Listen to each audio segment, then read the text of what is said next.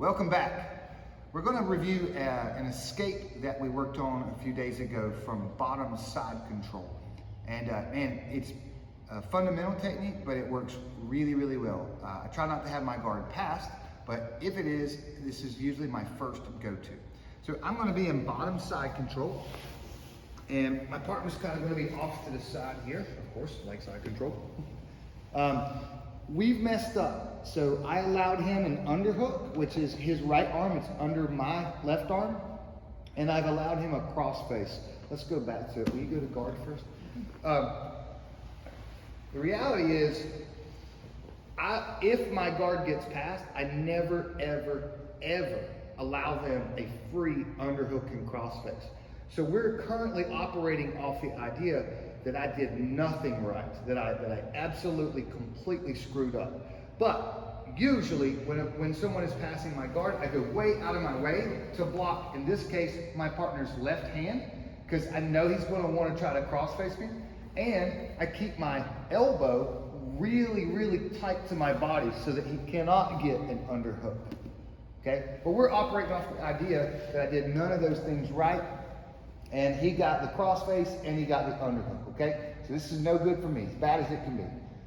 And I'm going to change the angle so don't stress out. I need a little bit of inside position with my right elbow. So I'm going to just rotate my shoulders. This is kind of counterintuitive to something good, but I'm going to turn away just a little bit. I'm going to rotate my shoulders enough to get my elbow inside of his hip, like so. Now, note that I'm not wrist deep to his hip, because if I do that, now he manipulates my hand, and now I have one less tool. So I just want like this much, maybe a quarter or a third of my elbow inside of his hip, okay? So I have a little bit of inside real estate. Now I need to get some inside real estate with my knee. But as you see, I can't just put that knee in place. It's also important to think I want to be at his hip. I don't want to be kind of knee pointing straight up in the air, because that makes his rib cage. And I don't want to be knee at the ground, because that's knee to knee. There's like I don't know what you'd call it, like a optimal spot to try to insert my knee into that space. So I'm going to walk my feet away. So I want my hip to go away from his knee. Now I'm going to bridge. Now he has a crossface on me. I'm going to what we call reverse crossface him. I'm going to try to take his head and put it on the same side of his hips. Now I'm going to do that. I'm going to take my right knee and I'm going to connect it to my right elbow.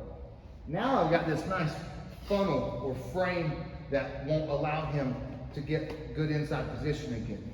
So all I'm doing is building inside position.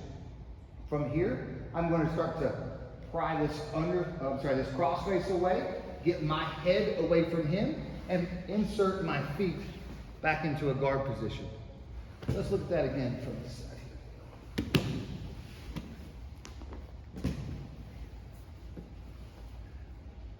I need a little bit of inside real estate with my right elbow. I'm going to walk my feet away a touch, and I'm going to bridge and cross-face him at the same time.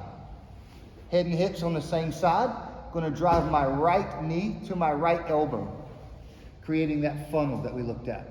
Now it's as easy as I'm going to extend my body. I'm going to bring my head away from his head. And now I've got to get my right foot in front of his hips. And then I can start to go on the attack. Let's look at it again.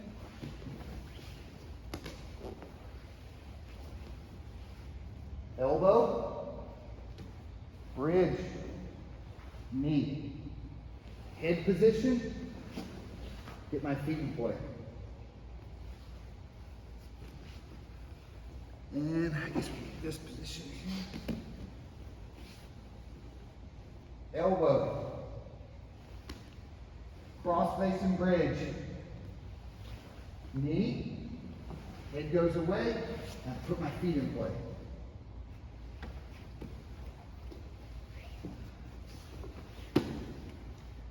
It may seem like a lot of steps, but really we're just trying to create elbow to knee. If we can do that, we can work from there. Thank you, Danny. Go practice.